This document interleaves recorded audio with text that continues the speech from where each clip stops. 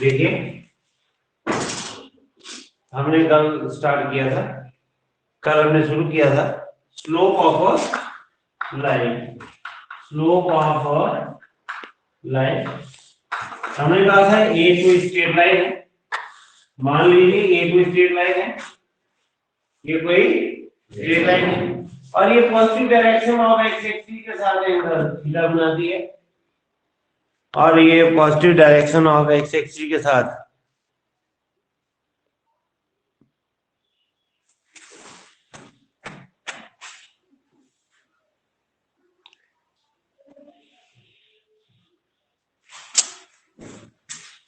और ये positive direction of x axis के साथ एंगल थीटा बनाती है। तो इसकी स्लोप क्या होती है? m = tan theta.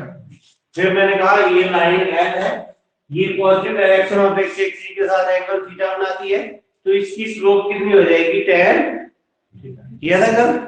बोलो। और दूसरा हमने किया था slope of line, slope of line when any two point, when any two point on it are given। हमने कहा था अगर लाइन के ऊपर एरिया नहीं दिया है, लाइन है, इसके ऊपर दो पॉइंट है P(x1, y1) और Q(x2, y2), ठीक है बेटा? तो इसकी स्लोप क्या होती है? Slope of line when any two points on it are given is m = y2 minus y1 upon x2 minus x1। ये किया था हमने कल, प्रूफ भी किया था, ये बताया था क्यों होता है ये y2 minus y1 upon x2 minus x1। Slope of a line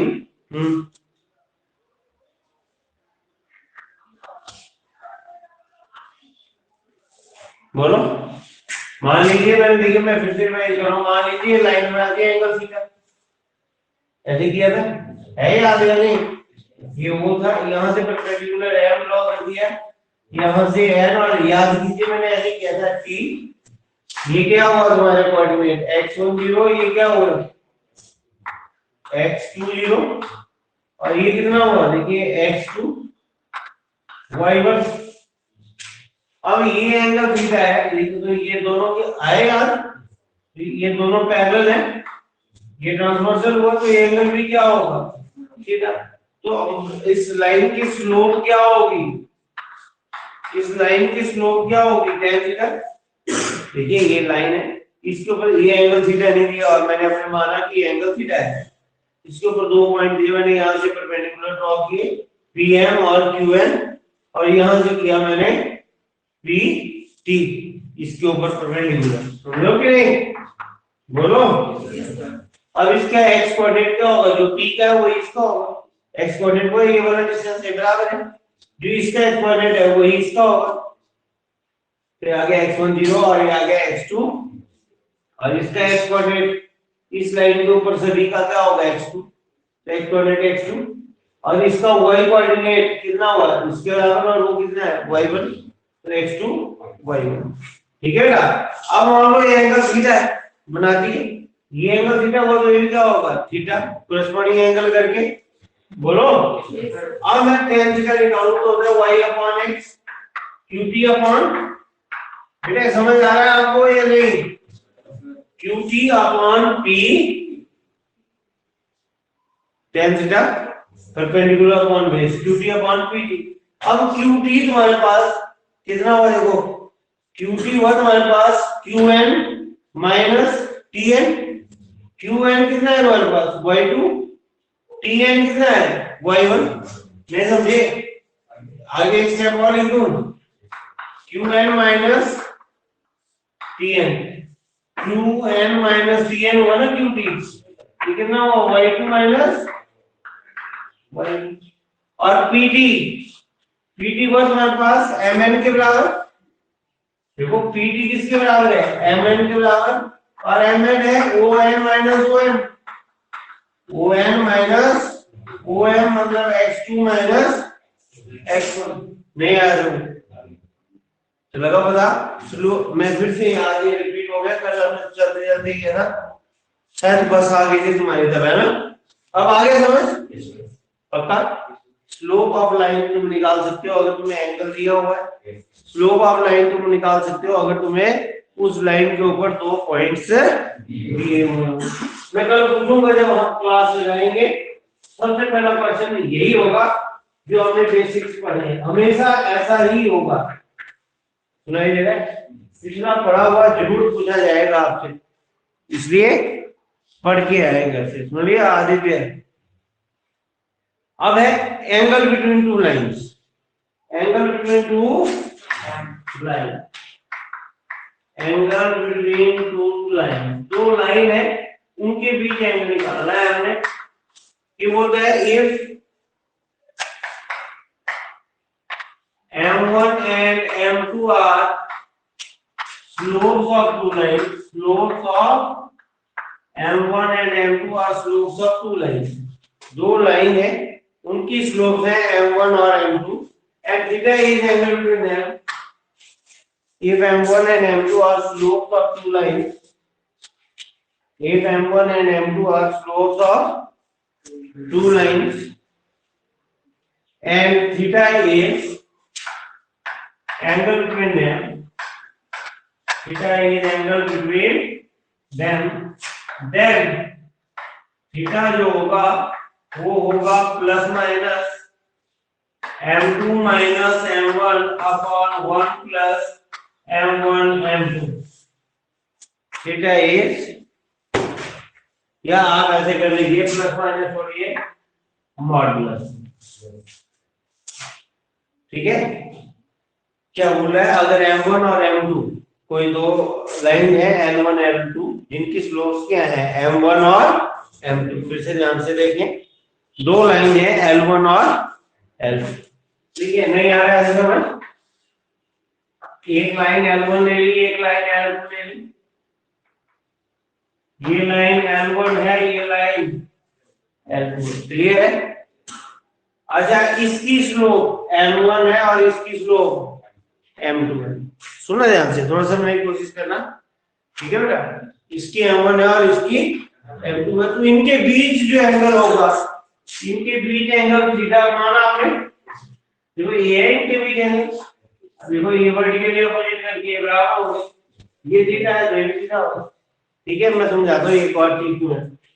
अगर M1 और M2 स्लोप्स है दो लाइंस के बीच, दो लाइन के बीच स्लोप नहीं है, दो लाइंस की स्लोप है।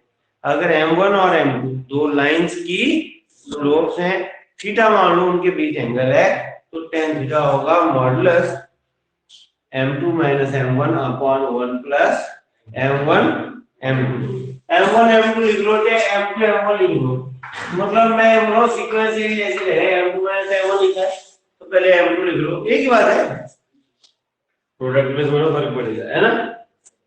क्लियर है बात?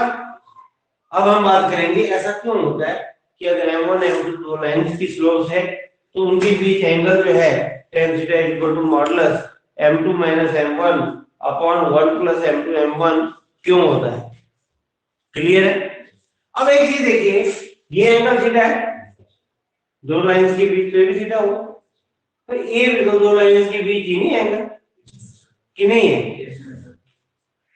तुमने ये तो ले लिया, चलो ये ले लिया, ये भी तो L1 और L2 के बीच नहीं है, ये वाला एंगल भी कौन सा लूंगा? चलो बाकी तो हो गए, ये और ये बराबर है, ये और ये बराबर है, कौन सा एंगल लूंगा मैं? एक ही है, मुझे दोनों लेने पड़ेंगे। ये भी L1 L2 के बीच है और दूसरे वाला भी L1 L2 के बीच है, तो मैंने मान लिया ये क्या है 5। देखो हालांकि मेरी बात सुनना ध्यान से, मैं दोनों क्या बोल रहा हूँ, theta is angle between L1 and L2, बाद में सम अप करेंगे हम इसको थीटा में, नहीं समझे?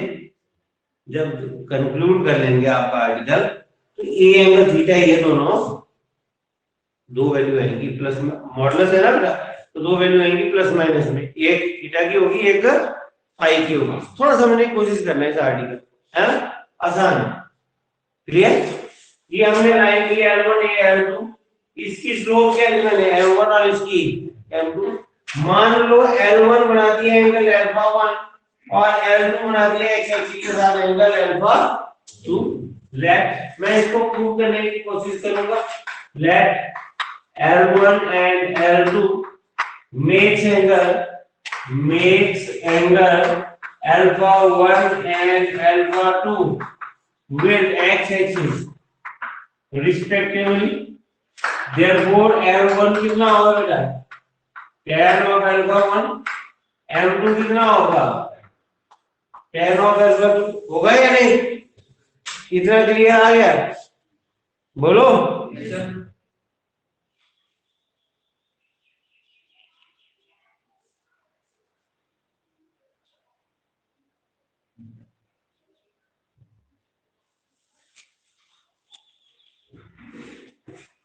Let theta and phi, आप अपनी एनसीईआरटी में देख सकते हैं अगर आपको लैंग्वेज चाहिए। Let theta and phi are adjacent angles. Let theta and phi are adjacent angles between L1 and L2. ये समझ आया तुम्हें? अपोजिट तो बराबर होंगे ही होंगे, इसका ये तो ये एडजेसेंट हुआ ना। एडजेसेंट समझते हो, जिनकी एक कॉमन वर्टेक्स होती है और एक आर्म कॉमन होती है ना। सुने मेरी बात? पक्का लग रहा है? पता बोल बेटे। देखिए मैं जो बोल रहा हूँ तो मैं ऐसे सिंपल बता रहा था, एक दो एंगल बनाया मैंने। अब ये दोनों एडजेसेंट होते हैं, दोनों क्या है? एडजेसेंट। क्या मतलब ये ऐसा नहीं जरूरी सीधी हो, तो लीनियर पेयर की कंडीशन होती है ना, इसमें पढ़ी है आपने। Linear pair angle, adjacent angle, सारी डेफिनेशंस पढ़ी है। ये एडजेसेंट एंगल है। एडजेसेंट एंगल्स का क्या पता चलता है? कॉमन वर्टेक्स होती है उनकी, इसकी और इसकी कॉमन वर्टेक्स है, और एक आर्म क्या होती है? कॉमन। ये कॉमन है दोनों एंगल में, बोलो। और एक एंगल कॉमन आर्म के इस साइड को होगा, एक इस साइड को होगा। ठीक है, नहीं समझे? कॉमन आर्म के अपोजिट साइड में एंगल आई करेंगे।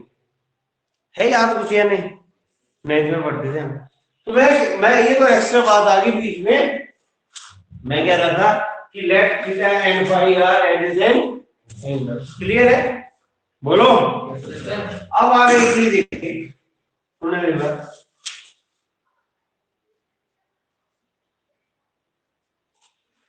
भाई एक्सटीरियर एंगल सुनो, भाई एक्सटीरियर एंगल सुनो बेटा। अगर मैं बहुत डिटेल में नहीं जा रहा हूँ, मैं मतलब पेपर में नहीं आएगा कि इसको प्रूव करो, मैं तो तुम्हें समझाना चाह रहा हूँ कि ऐसा क्यों होता है, फार्मूला कहाँ से आया। सुन लिया? तो मैं बड़ी लैंग्वेज पे नहीं जा रहा हूँ, मैं थोड़ा सा समझो, फोकस मेरा रहेगा समझाने के ऊपर। ठीक है? अगर पेपर में आना होता तो फिर हमें सिस्टमेटिक वे में हर चीज को लिखना पड़ता है ना। चलिए भाई, एक्सटीरियर एंगल जो देखिए आपने पढ़ा है, ये एंगल देखो अब 9 का यूज हो रहा है कि नहीं। अब पता है ये वाला एंगल किसके बराबर होता है? इसका प्लस इसके बराबर। कोई भी एक्सटीरियर एंगल है that is equal to sum of interior opposite angles. बल्कि अब आपको पता नहीं मजा आता था या नहीं, इन थ्योरम्स को प्रूव करने का मजा भी बड़ा बढ़िया था। पता है? करवा दूं? ऐसे करवाऊं रिवाइज एक सेकंड की। ठीक है, ये 1 मान लीजिए, ये 2 और ये 3। तुम्हें क्या करना है? 1 2 प्लस 3 का ये प्रूव करना है। अब देखिए इसको ले लीजिए 4, ये 4। अब देखिए 2 प्लस 3 प्लस 4 कितना है? 180 एंगल सम प्रॉपर्टी। और 4 प्लस 1 भी कितना है? 4 से 4 कट गया तो 1 इक्वल टू 2 प्लस 3 हो गया प्रूव की, है ना? आए यार? नहीं इसमें बड़ा टफ लगता था नहीं? तुम लिखते रहते angle A B C plus angle C A B, वो लंबा लंबा नहीं, एक सेकंड में हो गया प्रूव की नहीं? चलिए ये समझ आई? नहीं है भाई। एक्सटीरियर एंगल थ्योरम, ठीक, अल्फा 2 कितना होगा बेटा? 1 प्लस थीटा, तो थीटा कितना होगा? Alpha 2 minus alpha 1। therefore tan of theta कितना होगा? tan of alpha 2 minus alpha 1। यहां पर हम tan a माइनस b पढ़ा आपने पिछले क्वेश्चन में, अब फॉर्मूला लगा देंगे। tan थीटा इज बोलो tan A minus tan B upon 1 plus tan A tan B 1 plus tan alpha 2 tan alpha 1। बोलो बेटे नहीं आ रहा है, बोलो tan theta is m2 minus m1 upon 1 plus m1 m2 या m2 m1 है ना। नहीं आया समझ, आधा हो गया काम ने, मॉडुलस ही बचा, बाकी तो हमने प्रूव कर दिया। अब एंगल जो है केवल थीटा ही होना था, ठीक है। अब देखिए दूसरा चीज, हाँ फाई कितना होगा तुम्हारा,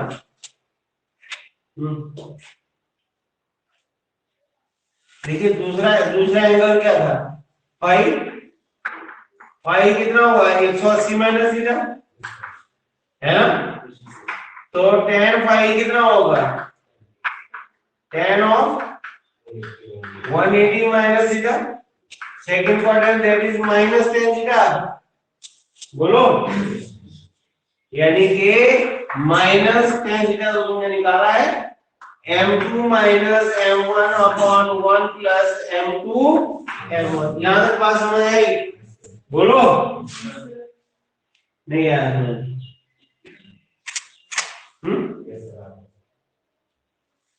हमारे पास दो एंगल बिटवीन टू लाइंस दो है, थीटा और क्या है, थीटा और फाई, थीटा और फाई, ठीक है बेटा। तो tan थीटा इसके बराबर होगा और tan ऑफ फाई इसके बराबर होगा, नहीं समझे, बोलो नहीं लग रहा है। देखो मैंने कहा एंगल बिटवीन टू लाइंस एक नहीं ले सकता मैं, अगर थीटा है तो ये 180 माइनस थीटा होगा, तो मैंने एक थीटा लिया, एक फाई लिया एडजेसेंट एंगल, तो tan थीटा आया m2 माइनस m1। अगर tan थीटा इतना आया तो tan फाई नेगेटिव आएगा, माइनस ऑफ दिस आएगा। बोलो therefore two cases arise, therefore two cases, ध्यान देना इधर, टू केसेस अराइज इफ, पहला केस क्या है, if m2 minus m1 upon 1 plus m1 m2 या m2 m1 है ना, इज पॉजिटिव। अगर ये चीज पॉजिटिव है तो tan थीटा क्या होगा, पॉजिटिव। बोलो tan थीटा पॉजिटिव होगा, और अगर ये चीज पॉजिटिव है तो tan फाई क्या होगा, माइनस ऑफ पॉजिटिव मतलब नेगेटिव। मैं फिर कह रहा हूं, अगर सुनना ध्यान से, अगर tan थीटा, अगर ये चीज पॉजिटिव है तो tan थीटा क्या होगा, पॉजिटिव, और tan फाई क्या हो गया, नेगेटिव, क्योंकि माइनस ऑफ पॉजिटिव आएगा तो नहीं समझे, पॉजिटिव मतलब 3 आ गया, तो माइनस ऑफ 3 क्या बनाएंगे, नेगेटिव। क्लियर, मतलब tan थीटा पॉजिटिव हुआ तो मतलब थीटा क्या है, एक्यूट। tan फाई नेगेटिव हुआ मतलब फाई क्या है, ऑब्टयूज।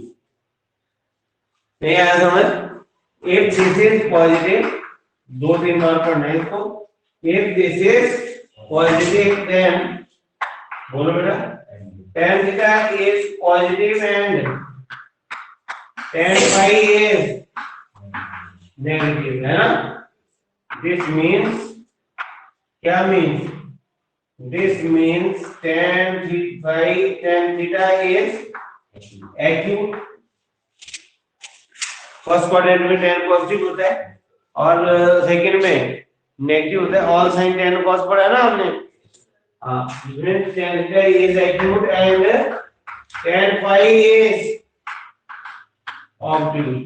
बोलो बेटे दूसरा, अगर ये चीज m2 minus m1 upon 1 plus m2 m1 ये नेगेटिव है, अगर ये चीज नेगेटिव है then tan थीटा क्या होगा बेटा, tan theta is negative and tan phi, ये नेगेटिव है तो tan फाई होगा minus of minus, minus plus क्या हो जाएगा plus, tan phi is positive. This means tan theta is, बोलो obtuse and tan phi is acute. ये समझ आया या नहीं, बोलो।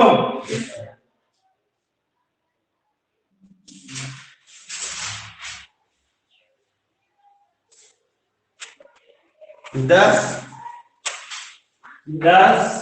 acute angle theta between L1 and L2 is given by tan theta is equal to m2 minus m1 upon 1 plus m2 m1 and obtuse angle phi is 180 minus theta. थोड़ा सा तुम्हें ज्यादा परेशानी नहीं आएगी, तुम्हें ये फॉर्मूला डायरेक्टली यूज करना होता है एक्यूट एंगल वाला ही। पर कभी ऑब्ट्यूज पूछा हो तो फिर पहले ये एक्यूट निकाल दो, फिर ऑब्ट्यूज होगा 180 माइनस एक्यूट एंगल। बात समझ आई? बिल्कुल आसान है, ठीक ठाक है। बोलो, आसान है, ठीक ठाक है, क्लियर है आर्टिकल? सिंपल सी बात है। If L1 and L2 are two lines having their slope m1 and m2, theta is acute angle between them. Obtuse मैंने बाद में बोला 180 माइनस थीटा करना है ना। Theta is acute angle between them, then tan theta is modulus m2 minus m1 upon 1 plus m2 m1। Clear रहेगा? क्यों पता चला? देखिए फिगर बनाई हमने, ये दो लाइन बनाई, ये समझ आया? ये अल्फा 1 बनाती है अल्फा 2 तो स्लोप होगी tan अल्फा 1 tan अल्फा 2 तो m1 होगी tan अल्फा 1 m2 होगी tan अल्फा 2। अगर मैंने कहा और लाइन के बीच एक एंगल थोड़ा बनता है, दो लाइन के बीच एक ये बनता है, एक एडजेसेंट और बनेगा, फिर ये भी बनेगा, फिर ये और ये बराबर ये बनेगा, तो ये और ये बराबर, इनके दो ही बन रहे हैं अल्टीमेटली। ठीक है बेटा? हमने बोला मान लो थीटा एक्यूट है और फाई ऑब्ट्यूज है, तो हमने देखा भाई एक्सट्रीम एंगल थ्योरम अल्फा 2 कितना होता है अल्फा 1 प्लस थीटा, यहां से थीटा आ गया, दोनों साइड tan ले लिया, tan a प्लस b का फॉर्मूला लगाया, ये आ गया। बोलो, ये क्या आया तुम्हारा थीटा। अब दूसरा फाई निकालना है, फाई है 180 माइनस थीटा, तो tan फाई आया इतना। दो केस हो, tan थीटा इतना आ रहा है और tan फाई इतना, मतलब एक्यूट इतना आ रहा है और ऑब्ट्यूज इतना आ रहा है। तो वही चीज हमने फिर थोड़ा सा आगे डिस्कस की है, दो केस। क्लियर होगी बात? मिटा दो इसे, लिख भी रहे हो? हाँ, पेपर में आना तो अलग बात है, वो तो ना हमारा अभी स्टार हुआ सेमेस्टर और हम फर्स्ट डे से ये काउंट करना शुरू कर देंगे क्या पेपर में आएगा, है ना? हमने सारा पढ़ना है, पेपर फिर एग्जाम बाद में है, जब होगा तब देखेंगे क्या छोड़ना क्या पढ़ना। अभी आपने थोड़ा पढ़ना है, हर चीज को डिटेल में, हाँ बोलिए फिर एकदम डिटेल में समझना है। ठीक है? यहां पर कंडीशन ऑफ ध्यान देना है, parallelism, condition of parallelism, two lines with slopes m1 and m2, two lines with slopes m1 and m2 are parallel, two lines with slopes m1 and m2 are parallel if m1 is equal to m2. Condition of perpendicularism, condition of perpendicularism, two lines with slopes m1 and m2 are perpendicular if m1 m2 is -1। क्या बोल रहा है? दो line parallel होंगी तो उनकी slope क्या होगी? इक्वल। दो लाइन अगर पैरेलल होंगी तो उनकी स्लोप क्या होगी? इक्वल। ठीक है बेटा? और अगर दो लाइंस पर ये रह जाएगा, पता ये पैरेलल का साइन है, परपेंडिकुलर है ना। दो लाइंस पैरेलल होंगी तो उनकी स्लोप क्या होगी? इक्वल।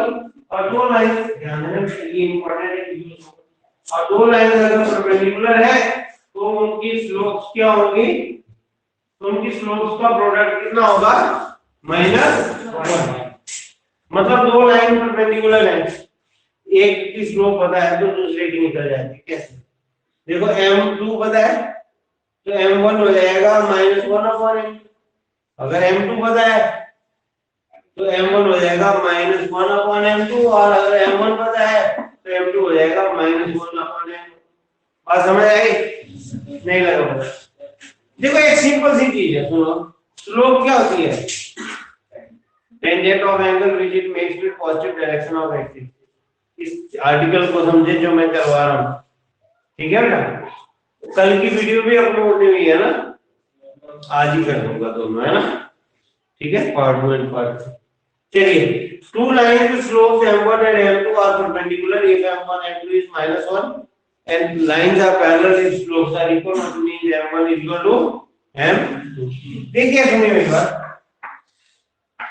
ये दो लाइन है, पैरेलल है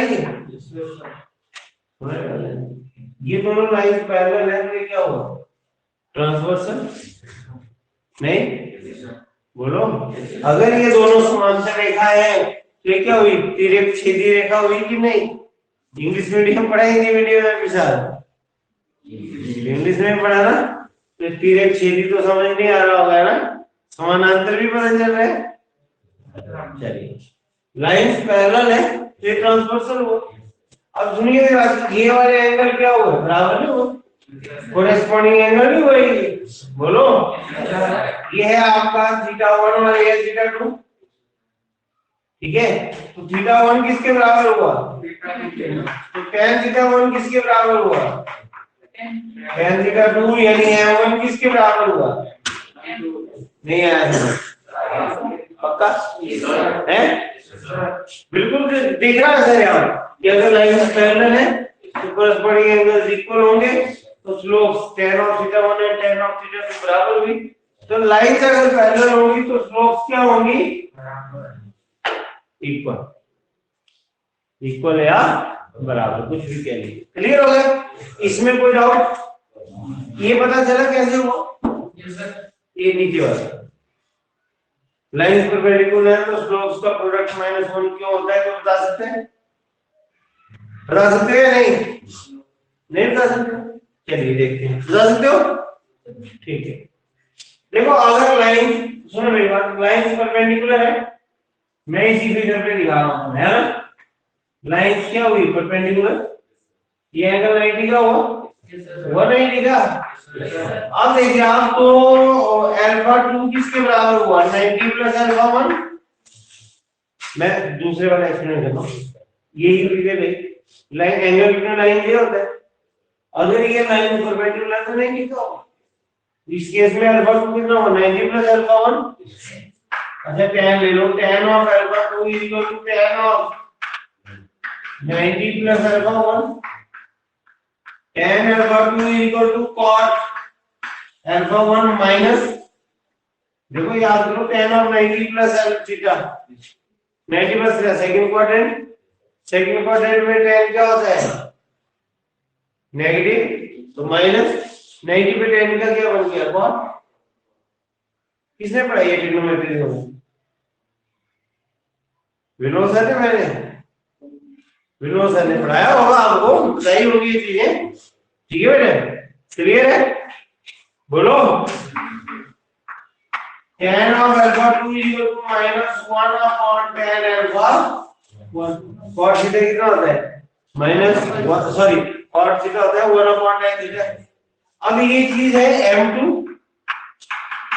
-1/m1, इसको ले आओ इधर, m1 m2 कितना होगा? -2। नहीं आया?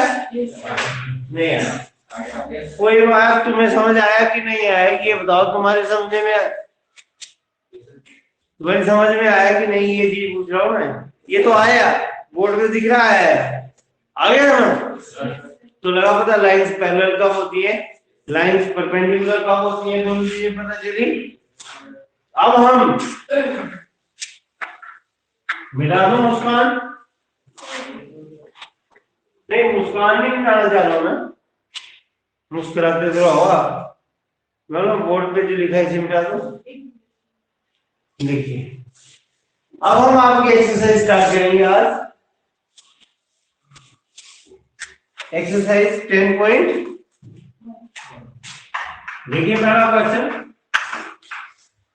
अपनी किताब में, draw a quadrilateral in Cartesian plane with vertices, given vertices are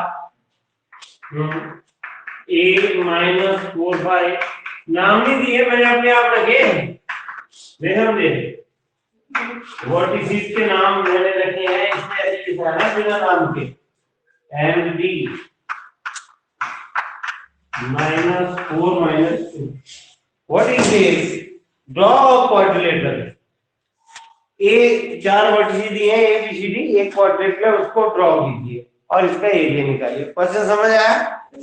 draw a quadrilateral and find its area. बिल्कुल आसान, कोशिश करनी हमने कि हम इसको एग्जैक्ट ड्रॉ करें जैसे ग्राफ में ड्रॉ करते हैं। कितना है? बड़ी से बड़ी रकम 5 7 है, 1 2 3 4 5 6 7, 1 2 3 4 5 6 1 2 3 4 5 6 7, 1 2 3 4 5 6 7, ये अप्रोक्सीमेट बना रहा हूं मैं, ठीक है? कोई बात नहीं करता, कोई बात नहीं, अभी इसको करते हैं फिर छोड़ देते हैं, ठीक है? -4 5 x -4 1 2 3 4 5, ये हो गए यहाँ जैसे a -4 5 b 0 7 x 0 नहीं b यहाँ आया है ना, मैं तुम्हें प्रैक्टिस भी करवाना चाह रहा हूँ, प्लॉटिंग आती है ना करनी। b c क्या है? 5 -5 1 2 3 4 5, -5 नीचे को आया है, किधर आया ना? 5 -1 d -4 -2,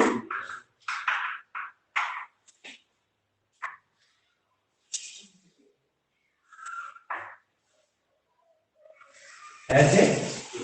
अब मेरे बात प्लॉट करने को बोला इसमें, ड्रॉ इन कार्टेशियन प्लेन, तो इसलिए मैंने इसको स्पेसिंग बनाई, सुने ठीक है? लग गया पता? ग्राफ पेपर होगा तो बिल्कुल एग्जैक्ट बनेगी, नहीं तो ऐसे बन गई। अब इसका एरिया निकालना है, area of triangle, sorry area of quadrilateral A B C कैसे निकालेंगे? देखिए मैं इसको ज्वाइन कर दूं,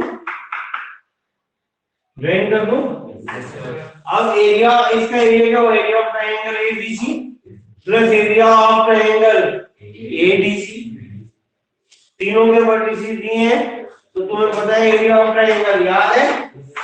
x1 y1 नहीं है यार, फिर x3 y3, फिर करके आओगे इसके आगे area of area of triangle ABC plus area of triangle ADC।